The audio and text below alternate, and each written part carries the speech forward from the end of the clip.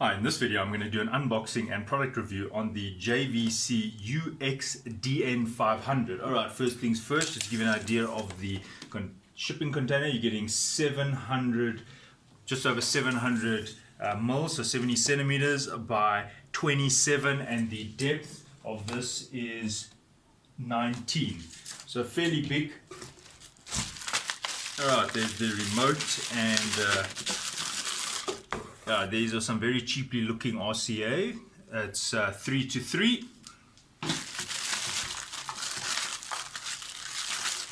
The antenna for the FM radio. Batteries, really no-name brand. And then the remote control. Right, this is the remote control. You can see the functions you've got there: open, close, mute, power. You've got the numbers. Maybe you can go to the track. You can see there back, forward, search. Function radio, so an exhaustive remote, a very good function remote. You've even got the sound characteristics: treble up, treble down, bass, volume, and then you can see you've got the source and some other options here at the bottom. Right, in terms of the finish, it's a matte finish. I wouldn't call this premium by no means, but the buttons here, they do stick out. The profile is quite high, and you do need quite a firm press. It definitely does not have a premium feel, but overall a full function remote. Right, you've got your user manual, the unit itself, there it comes out, speakers,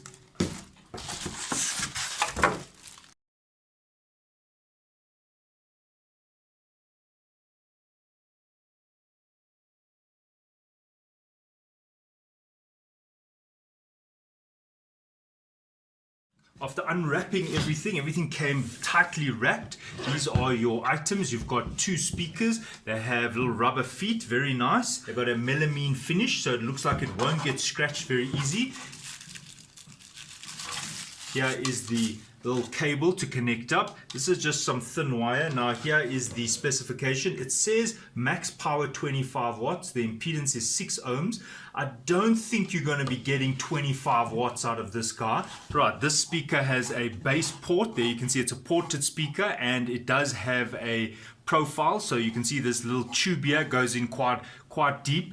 And on the front, you cannot remove this grill. It is fastened here. This is just a cloth, and I can see the woofer there, and probably has got a tweeter here. So it's just, I'll call this a two-way speaker. I'm assuming there's a tweeter here. It looks like it. And then there is the little woofer here. Over time, I'm sure, as you know, dust does build up here, so you will see an outline once the speaker has been used for a while. It's one of the side effects of using a cloth. You do tend to see a little bit of a circle here where the air moves through this cloth finish. Now, just to give you an idea on the sizes, you're looking at 22, well, just less than 22.5 centimeters. So if that is on your desk and you've got a bookshelf or something here, then you must know that the speaker's height is going to be just under 22.5 centimeters. In terms of the depth, well, from the protruding part here, we'll see that the depth is just over 20 centimeters. It's 20.5 centimeters. Okay, to give you an idea of the cubic volume, let's just take an average here. We'll say, call this is 19.5, but really there is a lip there and there's a thickness here. So let's say that's 18 centimeters times the height here was 22, but minus there, minus there. So let's just call that 21. And then the thickness, as I've said, that is the thickness is 13.5, so let's make it times 12.5. You're getting a cubic volume of 4,725 centimeters. If you know what that means, then you get an idea of the volume of the speaker. Okay, so if that's not important to you, now let's have a look at the front, the actual music system itself. Right, okay, this is the front of the little music system. Now, just to tell you a little bit about the specs, the DVD player here can play various formats: MPEG-4, MP3, CD, CDR, RW. All right, and then it's got a SD card. Well, there's the SD card, and then there is the USB. And if you're wondering why you got this video cable, well, if you play it as a DVD player, there you go. So you can use this as a DVD player. So there's your cables, the old system, there's the composite, and you can actually play your DVDs to an older analog type TV. Okay, so the power consumption says less than 60 watts. In terms of the output power of the amplifier, you're getting a maximum of 2 times 15 watts. Alright, so there's your standby function button. There's the volume, which is really nice. I like the old analog type. And now I will show you how to connect it up and show you it working. Right, so there's the speakers wired up. As you can see, you just press it down and slot that in. And then one thing I didn't mention, it's got a little on-off button here, but specifically look at this. This has got an audio input, which means that you can put audio from another source into this unit. So there's an audio in. And audio out, if you want to get the audio from maybe your DVD or your SD card, there you go. Red and white. So you got audio in and audio out. Very nice. Okay, so this is what it looks like when it's on. You've got your DVD player here. If you want to see, there's the tray. It's definitely got a cheap appeal. You can see it doesn't come all the way out, so you have to kind of slot the DVD a little bit in there. As you can see, you can close it, or I just pushed it there. I put the USB in there if I want to. And it, if I say play, you see it automatically knows there's a USB there. There's the volume. Some things that are a little bit quirky, like it looks like there's a disc spinning there, but it's not. It's a USB. So now it says MP3 play, but it looks like it's from the disc. As you can see the artwork there, but it's not. It's from the USB. Okay. Right, this JVC unit has a lot of functions, and just to give you an idea here, it's supposed to be connected to a TV. You see, when it's connected to a TV, you will see the full file structure. Look at that. You'll be able to see JPEGs, you can scroll through a memory, folders, and you can see here if you have MP3s and so forth. So that is why this remote is so exhaustive. You can see there's a setup button over here. And then you'll be able to scroll and explore your folders and do what you need to do, including ripping a CD to USB. Now, just coming back to the USB, this is what I would use it mostly for, the USB. I don't really have a need for DVD, but I just want to show you something. If you are going to be connecting this to your TV, it's a little bit of a limitation in my eyes. I don't know why they don't have HDMI. So you're now going to be connecting it to the old-fashioned style TVs, you know, just the composite or just the audio. So for me, this would be way more useful if it had an HDMI or at least DVI, which is kind of the same thing, by the way, to connect to your TV. So this doesn't really make sense to me. But nevertheless, I'll continue with the review on the audio side. So there we go. I'm going to press play. I've got no disc. What is a little bit annoying for me is you can see that it's circling here as though there's a disc. So it kind of clumps the USB, or the music will show you the spinning disc when actually it's coming from the USB. I've got a few types of music styles or genres. This happens to be heavy metal, well, doom metal. This is a band called Candlemass. Now what's really nice is on low volumes, this unit is great. I've just put the bass up a bit, lower the treble a bit, and that's the kind of sound you want. You want like a deeper sound. You don't want it to sound tinny and like as though it's, you know, in like a cardboard box or like a tin cup. It's got a nice full bass sound at low volumes.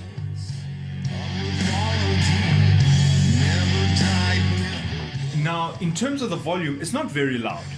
I've got an SPL meter here, and I will do some SPL tests for you, and I'll just show you, but it goes to 84 decibels in terms of the heavy metal. It distorts quite quickly. You have to turn this knob quite a lot to increase the volume, so that gives you quite a lot of control, but this is not something that's your neighbors are gonna complain about. No, and just by the way, this over here, this is just plastic. It looks like it's nice chrome or stainless steel, but it's not, just plastic. Okay.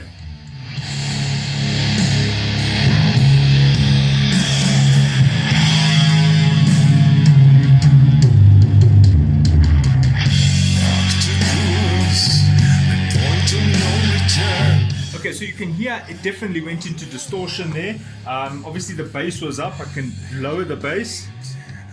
But then that's not the type of sound you want for this type of music. All right, let's go another song. This is some house music. This is Zoo. And if you want to search into the song, it's quite cool. You just press the search button and you don't have to hold it down. See, so I'll just press it, and then it's going to search in there, and then when I'm ready, I'll just press the play button when I'm ready to get going. There we go, play. Right, so there we go with Zoo.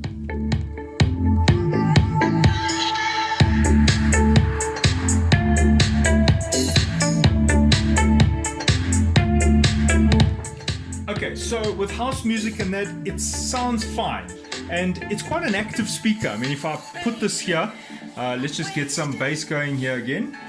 Searching through the songs is quite slow. I mean, if I press this 4 times, 1, 2, 3, 4, you can see that it only went to song 10. So it's got quite a slow look. I mean, it's not very responsive.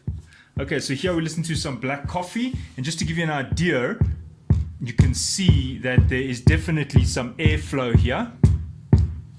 There we go.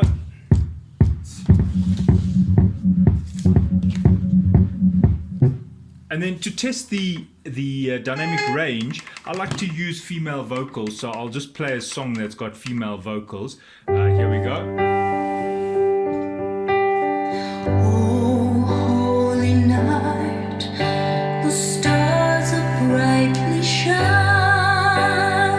Long lay the world in sin and error pining, till he appeared and the soul felt its worth. A thrill of hope, the weary world rejoices for yonder. Right, you might be wondering, why am I playing female vocals for the longest out of all of them? Well, really, to test the range of a speaker, a female voice is pretty good at testing it. If you put an opera singer or somebody like Sarah Brightman, you'll quickly see if there's distortion from the speaker, and that is why I'm focusing on the female vocal. Voices are night divine, all night. Right, to get onto the Bluetooth, it's quite simple. You just go on the Bluetooth on your phone, you activate it, and then you'll see the device comes up automatically. I didn't have to press any buttons here, very easy. So now I just say pair, and there it is connected straight away. Nothing complicated about that. So if I want to listen to some music, I just select the function. There we see BT, Bluetooth, and there we go. Very easy to use.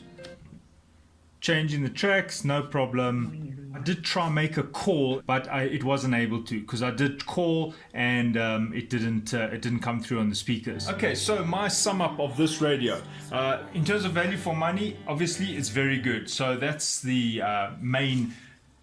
That is the main takeaway from this. In terms of features, you got a lot of features. I didn't see clock, an alarm clock and something like that though, but I stand to be corrected, but I don't see it on the remote, anything to set the alarm to wake you up. So that I'm not sure about. But in terms of the sound quality, I would say it's about a 5 to 6 out of 10. It's like average plus in this price point. What I don't like is that I can hear the speaker. And you might be thinking, like, what do you mean you can hear the speaker? Obviously you can hear the speaker, but I can hear the speaker moving.